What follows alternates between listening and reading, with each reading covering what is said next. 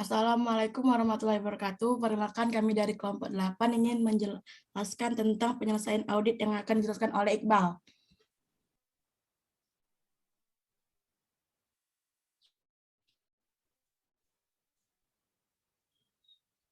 Tahapan menyelesaikan audit. 1.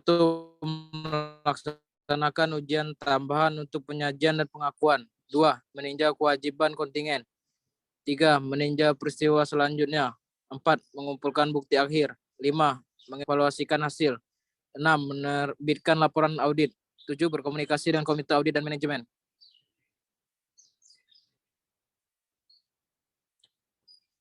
Tujuan melaksanakan pengujian tambahan untuk penyajian dan pengungkapan. Pertama, tujuan terkait transaksi. 2. Tujuan terkait saldo. 3. Tujuan terkait penyajian dan pengungkapan. Meninjau kewajiban kontingen. Terdapat potensi pembayaran di masa mendatang kepada pihak luar atau penurunan nilai aset yang dihasilkan dari kondisi sekarang. Terdapat ketidakpastian jumlah pembayaran, penurunan nilai di masa mendatang. Hasil akan diperoleh dari kejadian di masa mendatang.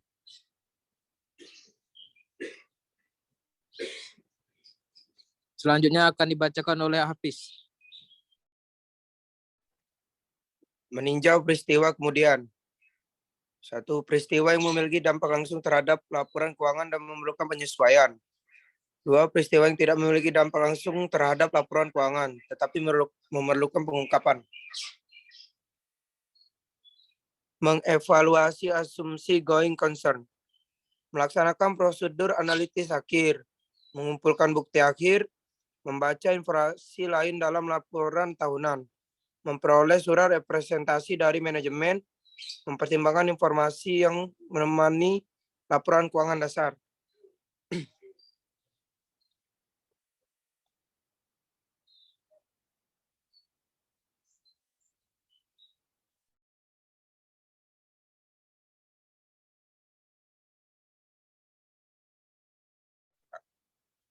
Mengevaluasi hasil. Setelah melaksanakan semua prosedur audit dalam setiap bidang audit, termasuk meninjau kontingensi dalam peristiwa kemudian serta mengumpulkan bukti akhir, auditor harus mengintegrasikan hasilnya menjadi satu kesimpulan secara keseluruhan mengenai laporan keuangan. Pada akhirnya, auditor harus memutuskan apakah bukti audit yang tepat yang mencukupi telah dikumpulkan untuk mencapai kesimpulan bahwa laporan keuangan telah dinyatakan sesuai dengan prinsip-prinsip akuntansi yang diterima umum yang diterapkan atas dasar konsisten dengan tahun-tahun sebelumnya. Berkomunikasi dengan komite audit dan manajemen. 1. Mengkomunikasikan kecurangan dan tindakan ilegal. 2. Mengkomunikasikan pengendalian internal. 3. Komunikasi lain dengan komite audit.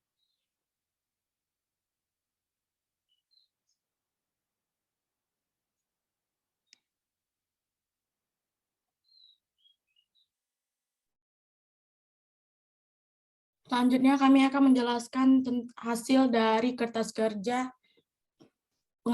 penyelesaian audit yang akan dijelaskan oleh Arif.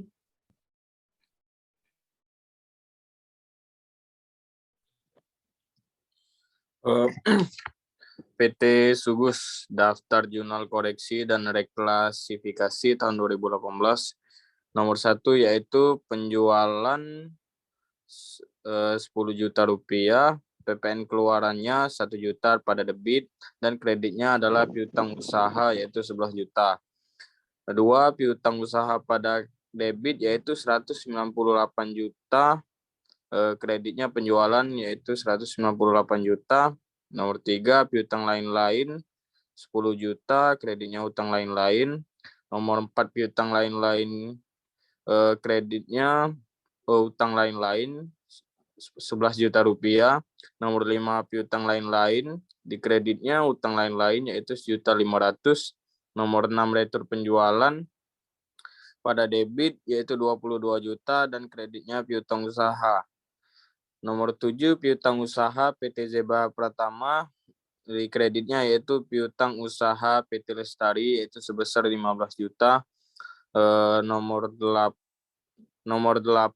piutang lain-lain, di kreditnya utang lain-lain. Nomor 9, beban piutang tak tertagih, di kreditnya piutang usaha. Nomor 10 beban lain-lain daripada di kreditnya piutang usaha. Nomor 11 barang konsinyasi pada persediaan bahan baku. Nomor 12 beban lain-lain pada persediaan bahan baku. Nomor 13 debitnya beban gaji, kreditnya utang gaji. Nomor 14 rugi kehilangan persediaan, di kreditnya persediaan bahan baku. Nomor 15 utang dagang, di kreditnya persediaan bahan baku. Nomor 16 beban lain-lain pada persediaan bahan baku. Nomor 17 barang dalam proses, kreditnya upah langsung. Nomor 18 utang dagang pada persediaan bahan baku. Nomor 19 piutang lain-lain pada kredit dan beban lain-lain, di kreditnya yaitu kas kecil. Nomor 20 piutang usaha PT Pelita pada debit dan kreditnya adalah kas. Nomor 21 yaitu debitnya utang usaha, kreditnya kas. Nomor 22 kas pada pendapatan lain. Nomor 23 kas pada piutang usaha. Nomor 24 kas pada piutang usaha. Nomor 25 kas pada piutang usaha. Nomor 26 piutang usaha pada kas. Nomor 27 beban administrasi dan beban cek pada debitnya yaitu kreditnya kas. 28 piutang usaha pada kas. Nomor 29 kas pada pendapatan lain-lain. Nomor 30 kas pada piutang usaha. Nomor 31 kas pada piutang usaha. Nomor 32 debitnya beban administrasi dan kreditnya adalah kas. Nomor 33 piutang usaha pada kas. Nomor 34 piutang usaha pada kas. Nomor 35 investasi pada saham, kreditnya yaitu Bank CAB. Nomor 36 investasi pada saham pada Bank CAB. Nomor 37 piutang lain-lain pada pendapatan lain-lain. Nomor 38 piutang lain-lain pada pendapatan lain-lain. Nomor 39 bangunan dan prasarana pada bangunan dalam pelaksanaan. Nomor 40 beban penyusutan truk Nissan pada akumulasi penyusutan. Nomor 41 kendaraan bermotor truk Colt Mitsubishi, debitnya rugi aset tetap, akumulasi penyusutan dan pada kreditnya yaitu kendaraan bermotor. Nomor 42 debitnya akumulasi penyusutan pada beban penyusutan. Nomor 43 peralatan kantor, debitnya PPN masukan, pajak dibayar di muka dan beban lainnya, kreditnya yaitu Bank Lopo. Nomor 44 beban penyusutan pada akumulasi penyusutan. Nomor 45 aset tetap sewa pembiayaan pada utang sewa pembiayaan dan piutang lain-lain. Nomor 48 kas pada peralatan kantor dan laba aset tetap. Nomor 49 utang sewa pembiayaan pada utang sewa pembiayaan. Nomor 50 aset tetap pembiayaan pada utang sewa pembiayaan. Nomor 51 utang sewa pembiayaan pada utang sewa pembiayaan. Nomor 52 beban PPh 21 pada beban lain-lain. Nomor 53 beban lain-lain pada beban perjalanan dan akomodasi. Nomor 54 representase dan jamuan pada perlengkapan kantor. Nomor 55 representase dan jamuan pada pendapatan lain-lain. Nomor 56 sewa dibayar dibuka pada utang PPh 23. Nomor 57 utang PPh 25 pada pajak dibayar di muka. Nomor 58 utang PPh 21 pada beban PPh 21.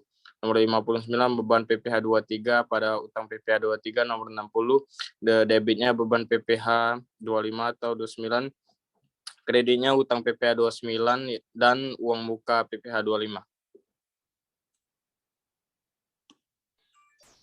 Selanjutnya akan dijelaskan oleh Reta.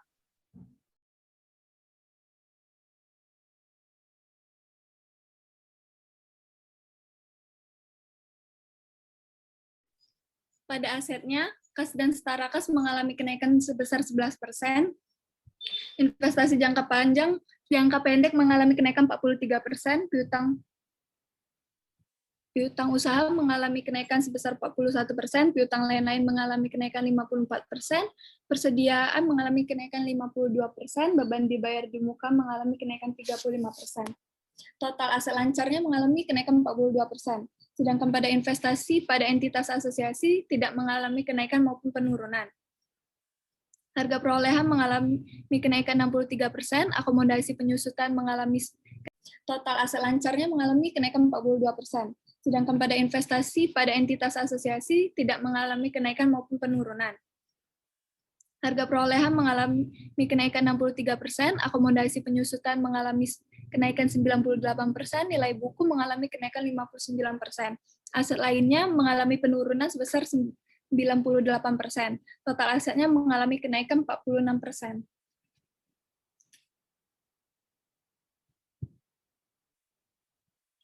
RP22.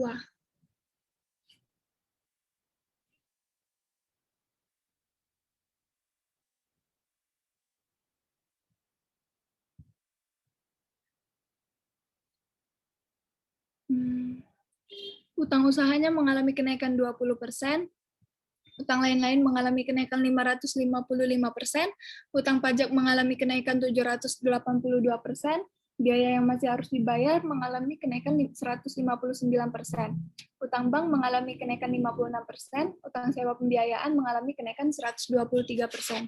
Total kewajiban jangka pendeknya mengalami kenaikan 84%.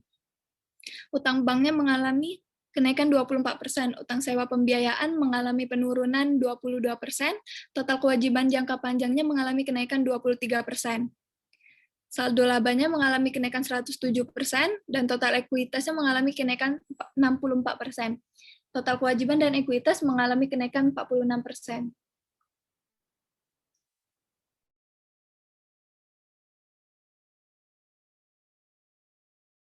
Selanjutnya akan dijelaskan oleh Aulia.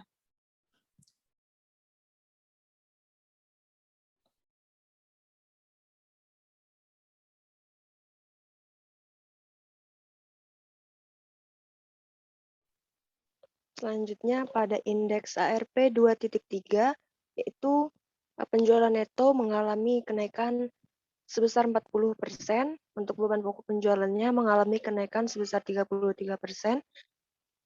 laba brutonya mengalami kenaikan 66%, beban usahanya mengalami kenaikan 71%, maka untuk laba usahanya mengalami kenaikan sebesar 74%. Untuk pendapatan dari beban lain-lain, ada laba rugi aset tetap, itu tidak mengalami kenaikan. Untuk laba rugi asing mengalami kenaikan sebesar 14%, pendapatan bunga sebesar 12%, beban bunga 11%, dan total untuk beban lain-lain netonya mengalami kenaikan sebesar 11%. Untuk laba sebelum pajak mengalami kenaikan sebesar 139%, beban pajak penghasilan 146%, maka laba netonya adalah mengalami kenaikan sebesar 137%.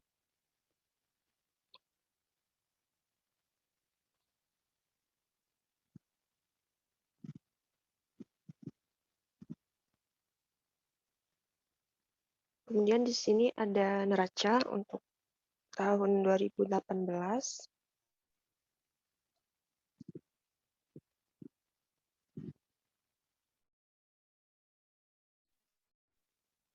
Untuk pada akun aset terdapat dua, yaitu aset lancar dan aset tidak lancar.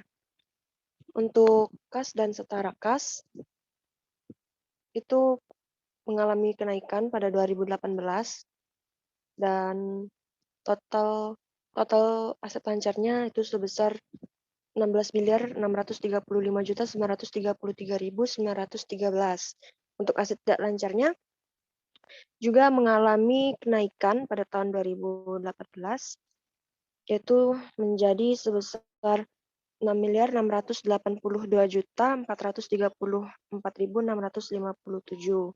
Kemudian pada akun kewajiban dan ekuitas, di kewajiban jangka pendeknya itu mengalami kenaikan juga, yaitu sebesar 4.232.086.148, dan kewajiban jangka panjangnya itu mengalami kenaikan pula menjadi sebesar 10.191.357.444. Untuk ekuitasnya total di tahun 2018 adalah 8.894.924.973. Dan bisa kita lihat bahwa jumlah aset dan jumlah kewajiban dan ekuitas itu sudah balance.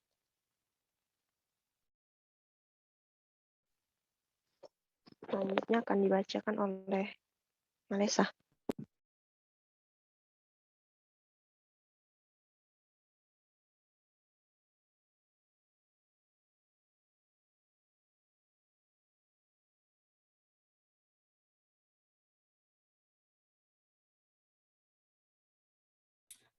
Untuk laba rugi untuk laba rugi tahun 2018 dengan 2017 di laba bruto 9.554.241.041 pada tahun 2018. Pada tahun 2017 5.788.066.382. Pada laba usaha tahun 2018 6.739.941.786. Pada tahun 2017 3.817.114.342. Untuk pendapatan beban lain-lain neto itu jumlah pada tahun 2018 2.200.911.250. Pada tahun 2017 1.983.046.100. Pada laba sebelum pajak pada tahun 2018 4.530.030.536. Pada tahun 2017 1.089.068.242. Beban pajak penghasilan pada tahun 2018 1.074.877.892. Pada tahun 2017 430.033.772. Pada laba neto pada tahun 2018 3.455.152.644. Pada tahun 2017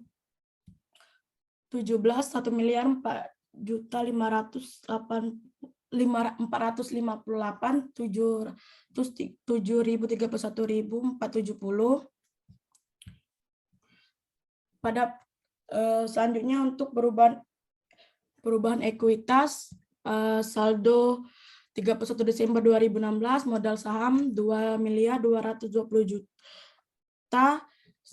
saldo labanya 1.761.040.084. Laba neto di saldo laba 1.498.731.740. Pada saldo 31 Desember 2017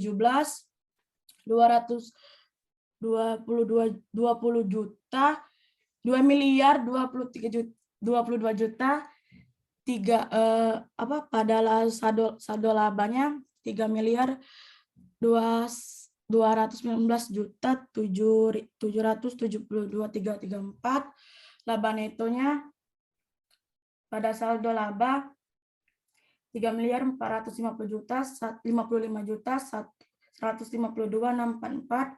Jadi total dari modal saham sama saldo laba itu yang di modal saham 2.220.000.000, saldo laba 6.674.924.978. Baiklah, inilah presentasi dari kelompok kami. Kami ucapkan wassalamualaikum warahmatullahi wabarakatuh.